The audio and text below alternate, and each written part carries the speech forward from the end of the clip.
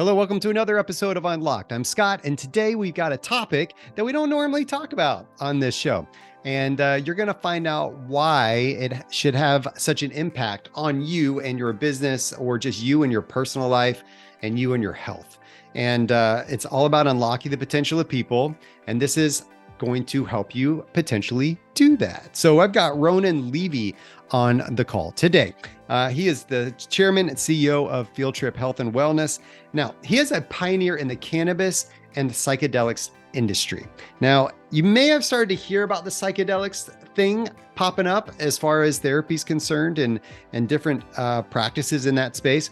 Well, Ronan has been featured in New York Times, CNBC, Nature, Bloomberg, Forbes, Fast Company, the Economist, Report in Business, the Robb Report, and more. Like he's the word is out, okay? And this is coming up. So you know the cannabis industry is starting to take hold, right? And the movement is taking hold. Well, the same thing is starting to happen in the psychedelics industry as well. And this isn't your typical, and I say it at the beginning of the show, the mushrooms, LSD from high school kind of stuff. Like, it's a bit different than that. And you're going to hear about Ronan's perspective and you're going to go, interesting, right? So I want you to pay attention. We got some good stuff coming. Here we come, Ronan.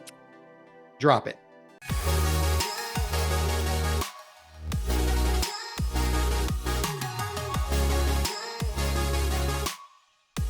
Ronan, this is going to be fun, man.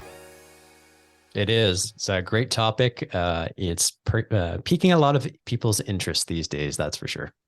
I'm sure it is, because the last time I heard about psychedelics was in high school when everybody was eating mushrooms. So, and then it was kind of like, those were the guys that were driving Jeeps and listening to Grateful Dead.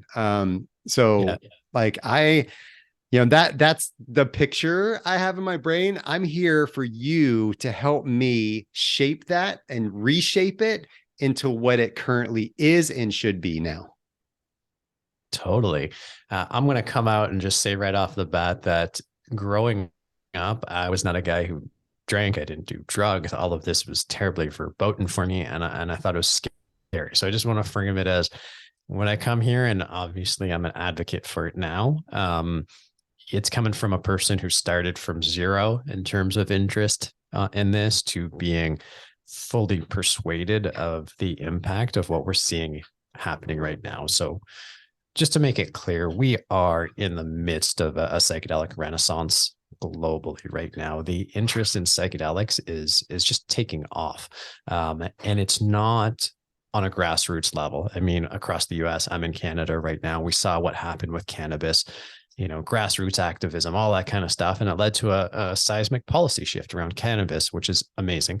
And I think really productive and positive in a number of ways. I don't profess to go into the politics around it or the policy around cannabis, but one of the important distinctions that's happening with psychedelics is this is not grassroots. This is not coming from stoners in the street who are free of the weed.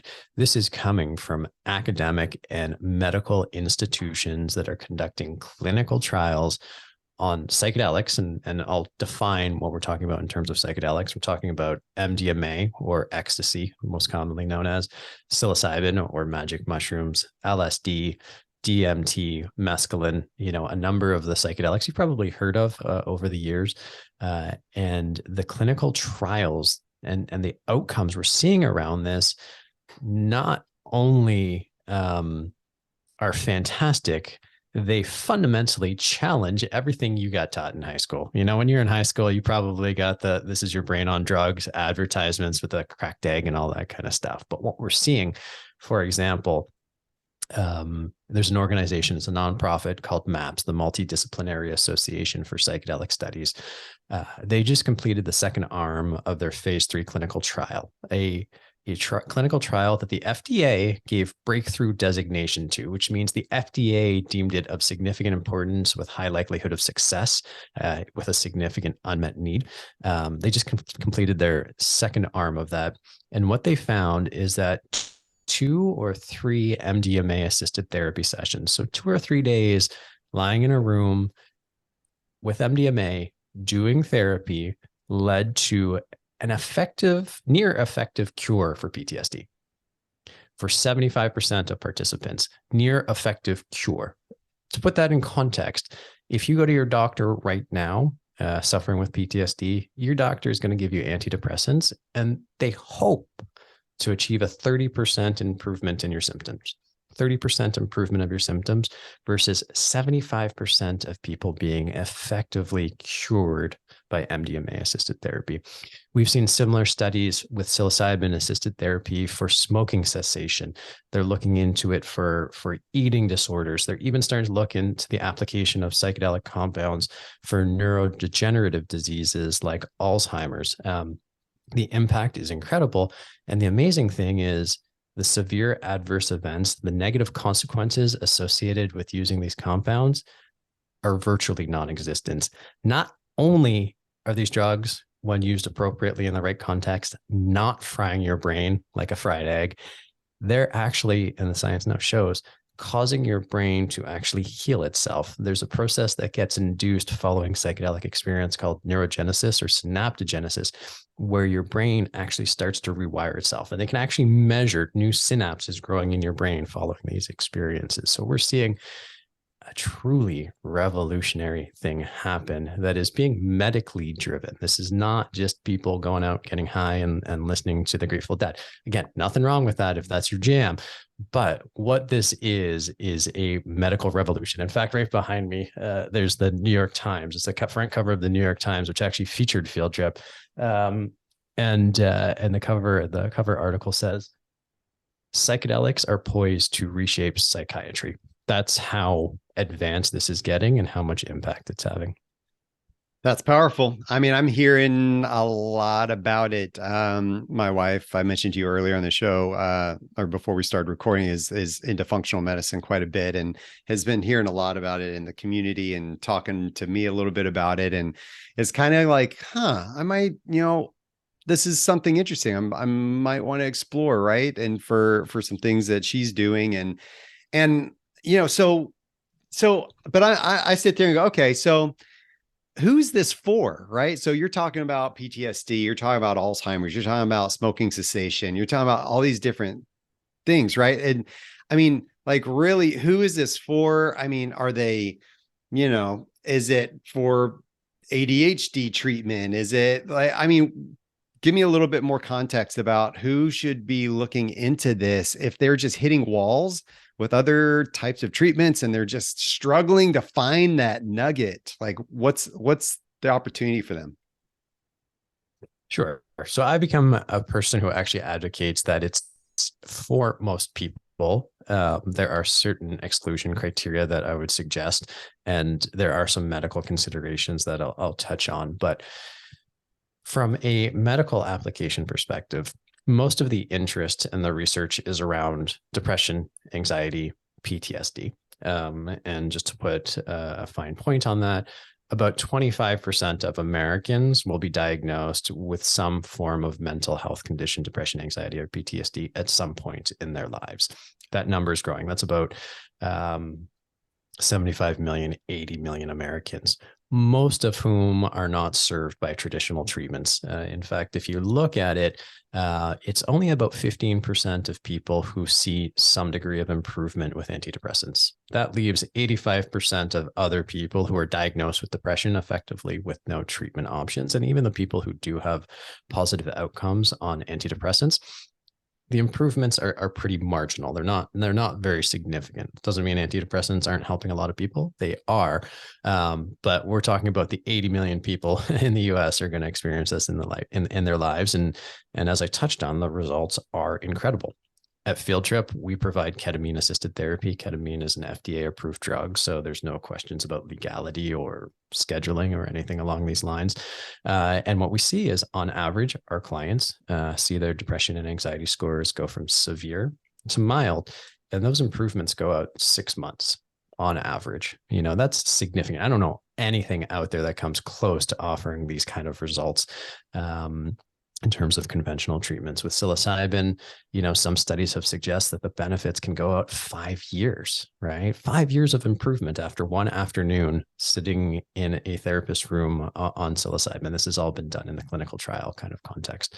To be clear, MDMA and psilocybin are still scheduled, but as these clinical trials advance, there's going to be a rescheduling process and they will become medically available as well. Like with cannabis, you're going to see state by state legalization efforts happening. We saw it happen in Oregon 2 years ago. Colorado this past year voted to approve the Natural Medicines Health Act. So you're going to see different access points. So who's this for?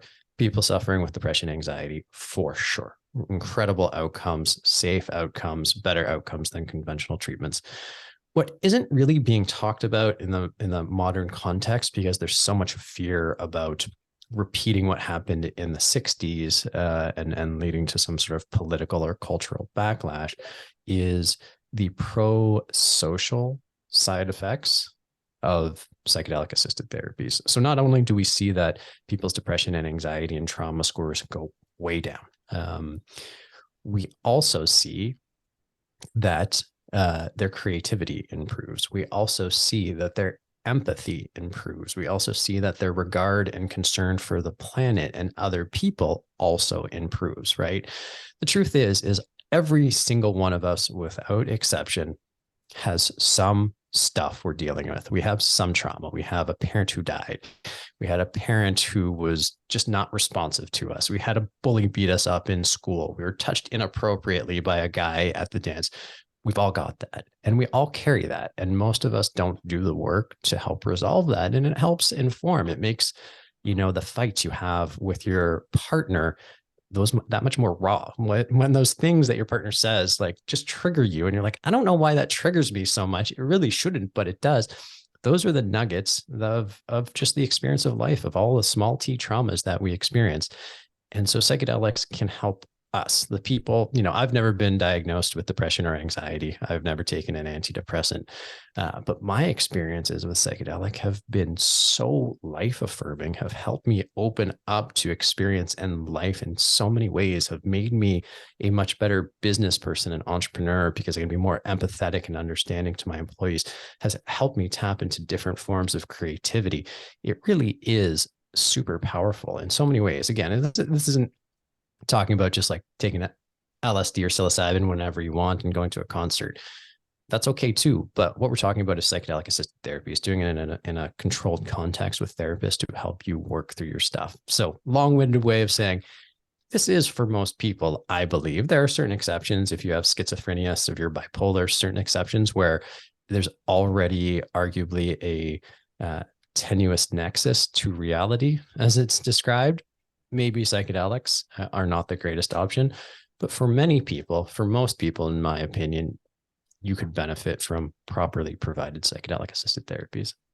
Okay, so you hit on something interesting. A lot of my audience here is in the business community, and you could argue we're all in the business community in some way, shape, or form, and we're always consumers of in some shape or form. But you hit on something that this helped you be a better employer. It helped you be able to empathize with employees better. So hit on the workplace culture piece of this. Like, what's the business case for psychedelics? Why should I, as an employer, care about this for my people? Why should I, as a employee, care about this for the benefit of my job? Like, hit on that for me.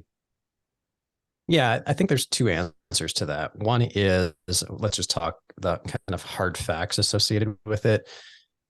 Depression and anxiety, according, I think it was the World Health Organization, but don't quote me on that, is going to become the most significant burden of disease, period, which means the cost to the global economy as a result of depression and anxiety is going to be larger than any other disease out there. Something in the order of, I think, $8 trillion annually, depression and anxiety cost our economy, from lost productivity, from absenteeism, from drain on medical resources. When you look at the outcomes that we're generating with psychedelic assisted therapies and people getting through their depression, getting through their anxiety, at least substantially reduced, then what you get is employees who show up to work more, less absenteeism. employees who are more present when they're at work because they're not dealing with the traumas that they may have been carrying around. And you have employees not going to the doctor as much because we see that people who are diagnosed with depression on average consume 30% more general medical resources than people who are not diagnosed with depression. So in a pure pocketbook sense of the word, you're getting way better employees by providing access or enabling access to psychedelic assisted therapies. And I think that's incredibly valuable. Now, the cost associated with psychedelic assisted therapies are going to be higher upfront because there's a lot of work. There is therapy involved, and that involves professionals who need to be paid for their time. But the long-term savings are going to be quite high. MAPS, that organization I mentioned before that is doing the clinical trials on MDMA-assisted therapy, suggests that their therapy, and they did this work, I think, with Boston Consulting Group on a health econometrics basis, found that one course of treatment of MDMA-assisted therapy would save about $100,000 per patient over the lifetime of the patient in terms of reduced medical spend and increased productivity. So it makes good pocketbook sense to provide this. Again, right now, ketamine-assisted therapy is available anywhere in the US as long as you have a doctor prescribing. MDMA and psilocybin and other drugs are coming probably in the next few years. So there's that. Then there's how does it make you a better business person or a better leader? And I've kind of touched on these points a little bit, but what we see when people have psychedelic experiences and work productively with psychedelic assisted therapies is two things. One is it helps people tap into creativity. They've done studies back in the 60s and a little bit more these days where they added psychedelics to people working on seemingly intractable problems, and adding a psychedelic experience to it actually led to new creative solutions to the problem. So they do enhance creativity. But I think more importantly these days is they enhance empathy. And what that means is it helps you put yourself in another person's shoes. We all like to be leaders. We all have our style, but I will argue that the most effective leadership is when you can understand what's going on in someone else's head and respond appropriately to that instead of doing what we think is right, knowing what they're going through at that moment and providing what they actually need in the moment is going to lead to much better outcomes as an employer. And I've spoken to a number of entrepreneurs and CEOs who have done work with psychedelic assisted therapies. And we hear that consistently, that they just understand the needs of their employees better on an individualized basis, because you can sit there, listen, empathize, receive, respond, and the response or reaction from the employees is so significantly improved. So give me an idea here. First of all, are you saying that people should or could take psychedelics at work to enhance their creativity and processes and brainstorming and all types of things? That's a bit of a different conversation. So there's certainly an interest in microdosing. I'm sure people have heard about microdosing across the board. Most microdosing happens with compounds that are still illegal. Now, again, I'm not going to argue saying like that's a bad idea, because I think the law is probably ill-defined, not the actual activity. But that's a different conversation. And the studies around the efficacy of microdosing are not quite as robust. What I'm talking about is psychedelic assisted therapies, which means you come into a clinical setting, you work with a doctor and a therapist. It tends to be what's called a transformative dose or a hero dose. So it's a large dose. A microdose is subperceptual. You're not supposed to notice that you've taken the psychedelic. With what we're doing, we actually want people to have an intense psychedelic experience, because that's where we see the neuroplasticity. That's where we see the synaptogenesis and neurogenesis happening. And that's when we see the emotional processing happen. You kind of, what happens is the way it's described is your ego gets reduced, your sense of self gets softened, so you can work through this stuff, so you can respond to therapy better. The way, it's often analogized is it's like, some people say a year, some people say 10 years, but 10 years of therapy in an afternoon. You're getting to the same points that you get through general psychotherapy, which, again, I'm an advocate. I think everyone should be talking to a therapist throughout their lives to help work through the trials and tribulations of just modern life. But imagine just enhancing the efficacy of a session with a therapist by a factor of 10 or 100 or something along those lines. And that's what I'm talking about. That's where we see the creativity enhancements. That's where we see the emotional processing. That's where we see the empathy happening. Microdosing is interesting, but the data is not there nearly as much, other than what you read about what's happening in Silicon Valley. It's anecdotal. Maybe it's great, maybe it's not. I'm not personally a big fan of it. But no, what I'm advocating for is professionally provided and supported psychedelic assisted therapy. Good. Thanks for that clarification. Let me ask you this. So when it comes to the biggest fears people have with psychedelics, right? The biggest thing that you battle on a constant basis, what is that thing? And what is your, I don't know, what's your argument for helping them get over that thing? Yeah. So there's two primary fears that come up. One is I'm scared I'm going to fry my brain. And, you know, data speaks to this. There's very little evidence of this. A lot of the modern psychedelic renaissance was actually triggered by a gentleman by the name of Professor David Nutt, who was what would be the equivalent of the drug czar in the US, but in the United Kingdom. But when he took that position, he did not want to take a policy-based approach to it. He wanted to take a scientific-based approach to it. So he did a deep analysis of the relative harm of various drugs. And what he found was that the most harmful drug in our society, by a long shot in terms of harm to self and harm to others, was alcohol. Number one. Bottom of the list in terms of the safest was psilocybin and LSD and ketamine and MDMA. Actually, most of those were below cannabis, which many people now generally regard as safe. So that was a lot of, I think, the launching point for a lot of the current interest. People saying like, oh, this doesn't fry your brain. Now, there is talk about the bad trip. You know, we've all, not all of us, but a lot of us have probably seen the movies talking about the bad trip and don't do the brown acid. And I want to be clear, there is always risk of having what's called a challenging experience. But there's no, the general consensus is that there's no bad thing. There's no such thing as a bad trip per se. There are challenging experiences and there are easy experiences. Easy experiences speak for themselves. Challenging experiences, we find in our clinic, we've got 9 locations across, operating across the US and Canada. We've helped thousands of people. Challenging experiences can actually be the most cathartic. You can get the biggest breakthroughs on a challenging experience when properly supported by a therapist or a guide who knows what they're doing. If you just take, you know, a psychedelic and go to, I don't know, call it a very frenetic, unpleasant, high energy, stressful situation, you can have a bad experience. And a bad experience can turn into a bad trip, and that creates its own issues. But in a properly supported situation, so almost no risk of a bad trip happening because you're properly supported. So that's the biggest pushback. Am I going to fry your brain? The answer is no. The other big pushback is I don't want to give up control. I don't like the idea of giving up control. It's hard to argue with that, but what I typically respond to is that most of the things that keep us up at night, the anxiety, the fear, the stress, that's control. That's us kind of trying to control circumstances.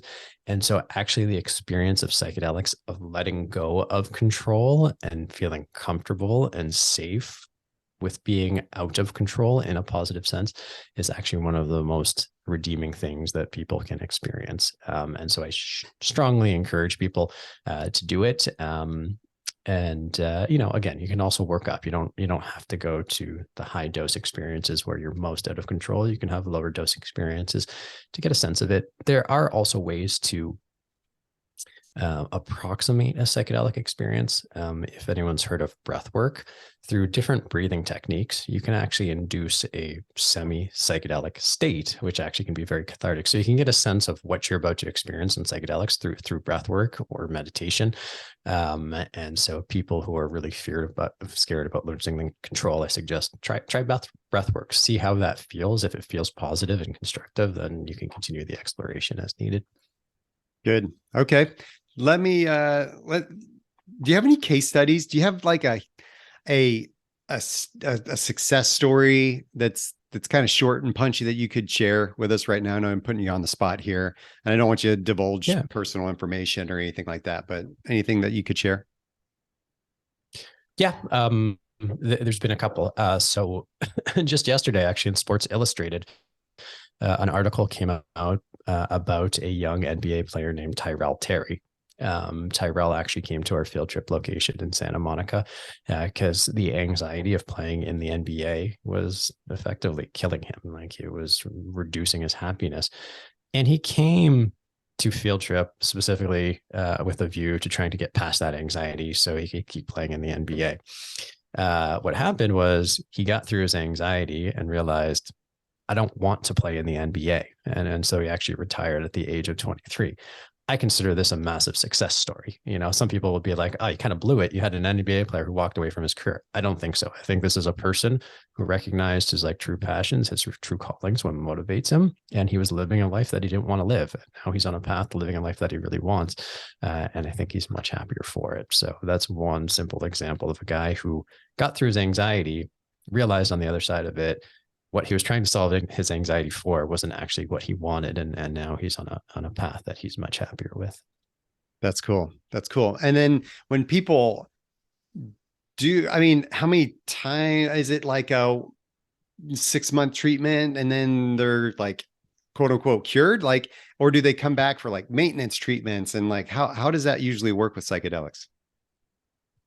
It depends on the psychedelic. So with ketamine assisted therapy that we provide at Field Trip, people come in for 4 to 6 sessions with therapy interspersed over the course of, call it 1 to 2 months.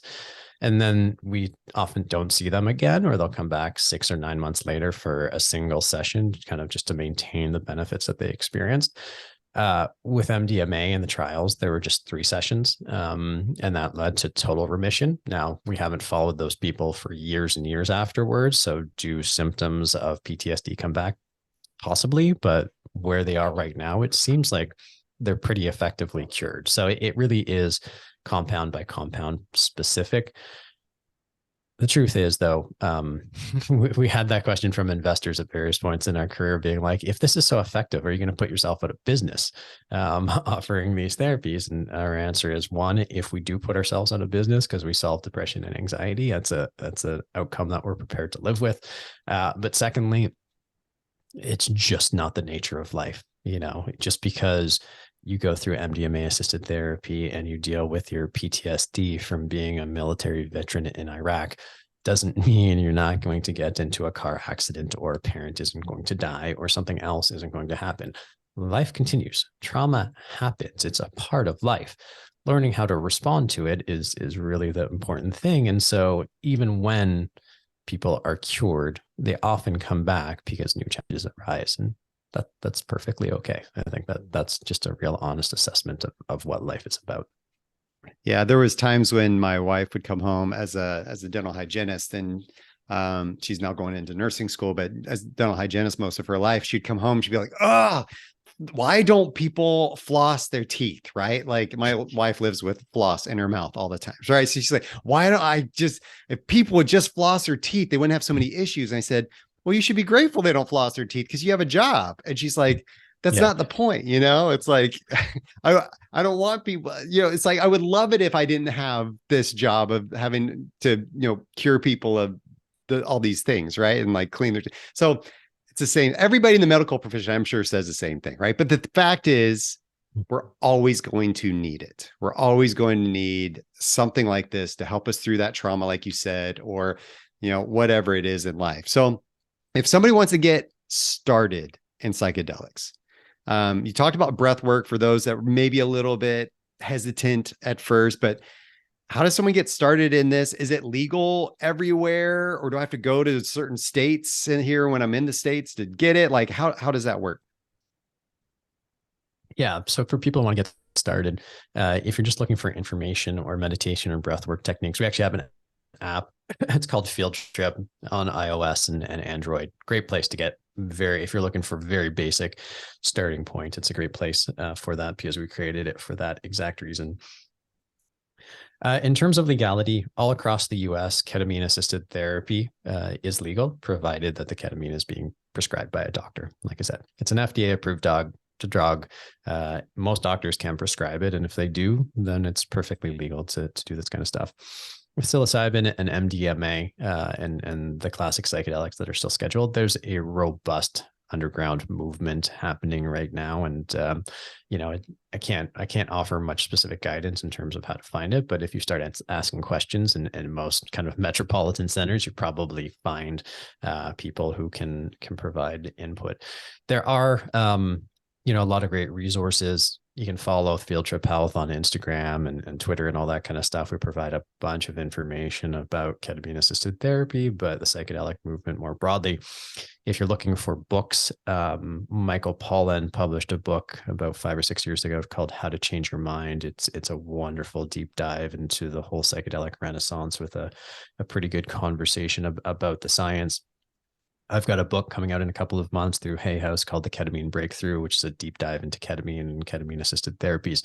So there are a lot of resources out there. Starting with Field Trip, as even just following us, you'll start to see a lot of these mentions come up. So there's books and information to follow. And then, either speak to your doctor, or if you have a therapist, speak to either one of them to see if they know anything about psychedelic assisted therapy. Most doctors probably won't. Most therapists will probably be some degree aware of it. And again, in most cities across the US now, you'll find ketamine centers popping up. With just a little bit of research, I think you'll find a plethora of information out there.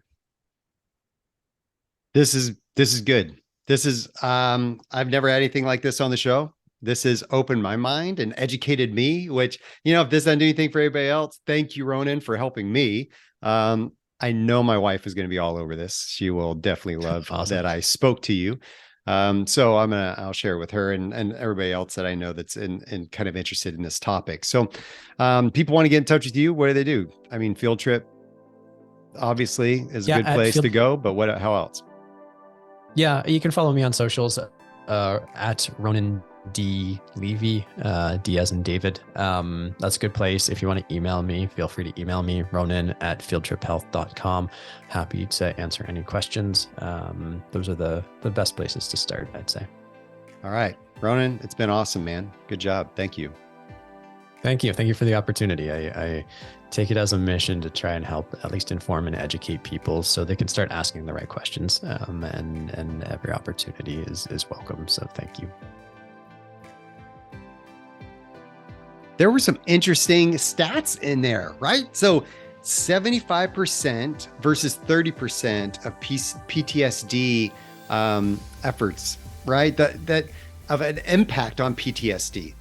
Traditional methods, 30%, psychedelics, 75% success rate. And that's huge. The effect of PTSD on people's lives and is truly, truly present. And we need to do all we can to help with that. Depression, anxiety, 25% of people will be diagnosed with depression, anxiety, or PTSD in our lifetime. That's huge. My son, he's one of those, was diagnosed with anxiety last year. And it's something that we talk about and openly and address it. And he's going to therapy and understanding how to breathe and how to tap into his own control of what he's doing. And we all need that. Me flying, I don't like turbulence, right? So I've tapped into breathing exercises and things to help me get into a state where I can control that. So along the same lines of what Ronan was talking about on this call is, I think, some of the stuff that maybe we're already practicing in our lives. Lost productivity, absenteeism, drainage on the healthcare system. We can have our people more present in the business world. We can be more We can empathize more with our people if we are more in tune with ourselves and maybe practicing some of these psychedelic treatments. So I'm grateful for Ronan for coming on the show. It was really fun talking to him. It's awesome learning about it. This is something that's pretty new to me. So it was really, really good to learn more about that. If you want to learn more about me, go to skotwaldron.com. You can find out all the shows and check out the show notes there. You'll find links to some of the things that Ronan was talking about here on the show. And connect with me on LinkedIn. I'm there all the time and offer a lot of free resources and goods there. So thanks, everybody. I'll see you next time on another episode of Unlocked.